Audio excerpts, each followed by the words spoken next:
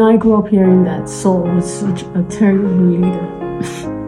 And, one of the things that we get to see today is the fact that every leader is prone to turn the path of Saul.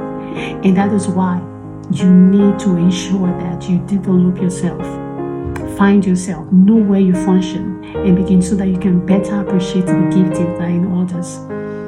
Saul wanted to kill David. Why? Because he was well preferred, right? So all of a sudden, he was no more the guy on the spotlight, and he didn't like that. He was just sitting on the throne, and David was wearing the crown and was riding the people. And so he thought of how he was going to deal with the mess, and that was why he carried out all he did. Today, you have someone in your business whom all your customers are gearing towards, and you suddenly are seeing him as a threat, not because he is not be loyal, not because he's not loved you or done his job or role, just because he's preferred by your customers. So you start thinking, what if this guy goes, open a shop and packs all my customers? What's going to become of me? And for that reason, you make life a miserable hell for him. Oh, what about in churches? General overseers.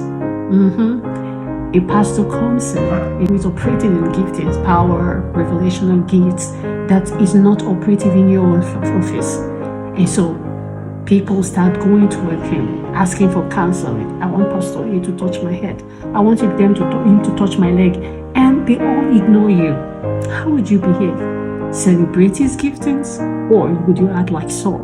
Who suddenly wants to make the church miserable for him? Why? You're like, let him not go and open his church and then pack all my members with him. So you begin to see that so many of us are prone to be like Saul. Oh, yes. You are a leader, prayer leader, and then there is a member in that your unit who, when he prays, it's like the anointing of God comes down, and everybody starts talking about that prayer coordinator. Oh my God, that prayer. Not you, you're the coordinator, but you're not the one that is being reckoned with. It's him they talk about. How do you react? Do you ever allow him lead prayers again?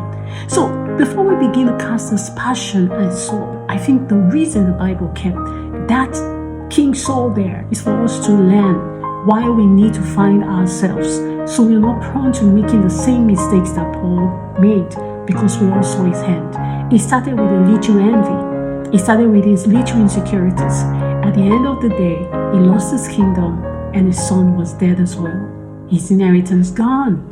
So we need to begin to work on ourselves. And how do we do that? We need to first and foremost find who we are, appreciate who we are, so we can better appreciate the giftings and workings of God in another person. That's how to go about it.